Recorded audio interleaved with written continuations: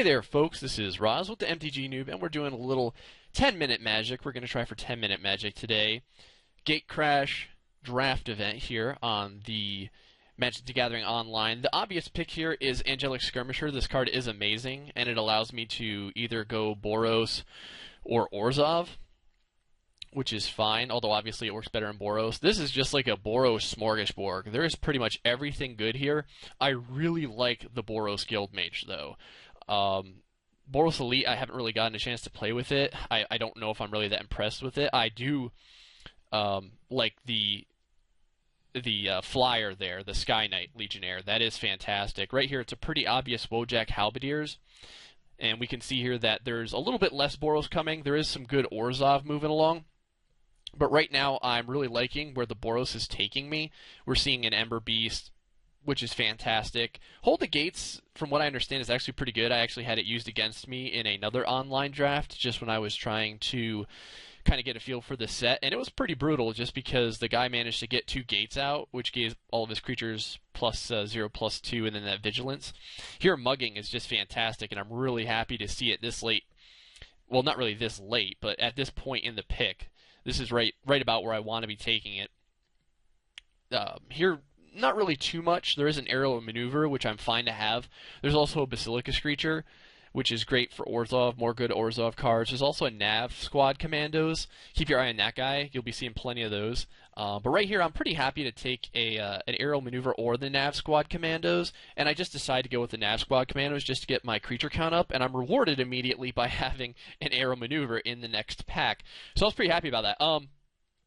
So, you know, my impression so far is that I seem to be in the right colors, because now I'm seeing a Fortress Cyclops at this point in the pack, and there's also a Miming Slime, which I think Miming Slime is pretty amazing. I've used it in real-life Magic, in my real-life drafts, and it has worked just excellently with either Simic or Gruul when you Blood Rush and then throw down one of those big beaters.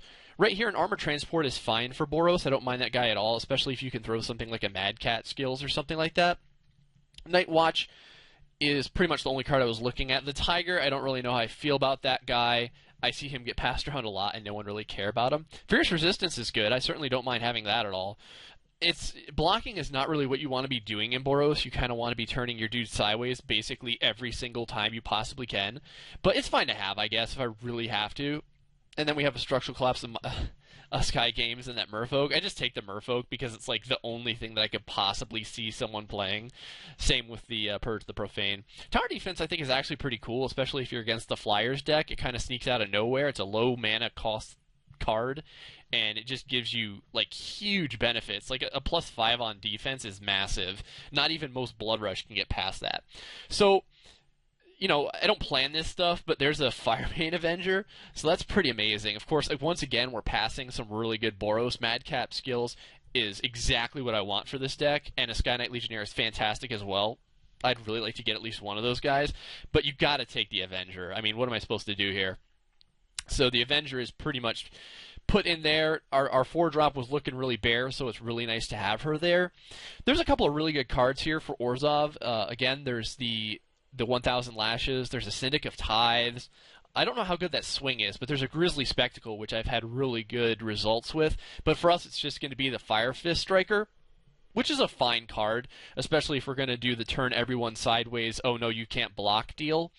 Towering Thunderfist is a fine creature here, and I'm happy to have him, especially since, realistically, if I'm going to be turning cards sideways basically every time, I would like it if they didn't actually turn sideways when I attacked with them. How can you get any better with that? The only problem is that the 5-drops are starting to look a little bit too deep, but we'll see if we can level it out. Right about here, it's Active Treason or Martial Glory. There's another Nav Squad Commandos. I can't really take that guy because the 5-drop is getting way too deep. I go with the Martial Glory. I really like that card. I've had some pretty good results with it. Here, Hellraiser Goblin is... I don't know how good that guy really is. I think he's pretty good. But I think he can also walk you into some really bad blocks. But I go ahead and take him just because as of right now, I want to start working toward a pretty decently aggressive deck. And there's a Cinder Elemental as well, which is really good for our 4-drop area, or for some direct damage to the face to kind of end the game. More good Orzhov, Syndic Enforcer's fine. Call the Nightwing is fantastic if you're going to do the blue-black thing. But Night Watch and things like that are fine too. There's a really late Hands of Binding, but there's an also really late mugging. So we've got dual muggings going on. I like it. It's fantastic. What do you know? It's Nav Squad Commandos, because you can never have enough Commandos. Everything else is absolutely terrible. So I go ahead and pick it up. Will I ever play 2 Nav Squad Commandos? Probably not.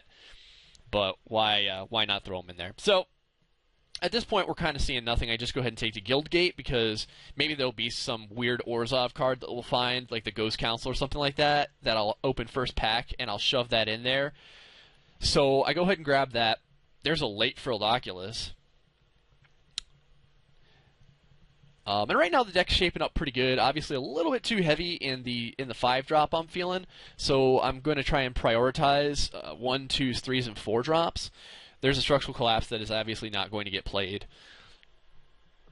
And there's that Skyblinder staff. I don't really know if that's useful or not. It would be cooler if it gave a creature flying or something instead of just saying that it can't be blocked by flying creatures.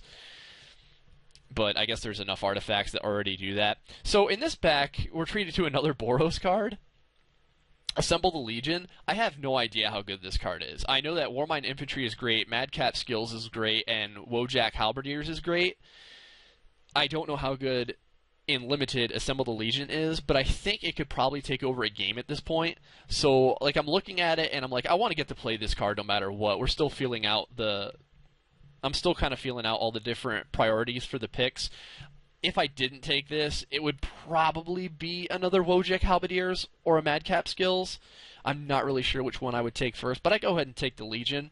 I think that's a neat card. I want to get to play with it, and why not? Some more 5-drops. So right now it's 5 drops galore. And even though I was thinking to myself, oh, I'm going to prioritize those early drops, I saw that, and I was like, oh, what am I going to do? So there's a really fortunate Madcap Skills, and that's pretty much a snap pick for this Boros deck. And now there's some really good cards here. There's a Warmind Infantry, which I do like that card.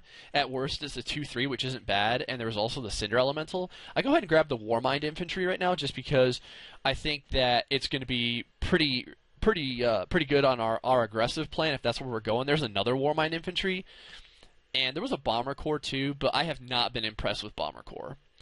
There's another Hellraiser Goblin, so at this point it's with 2 Hellraiser Goblins, we have a really good chance at actually basically having haste all the time, but we kind of have to use those very carefully so that we don't go up against a deck that just has bigger dudes than us.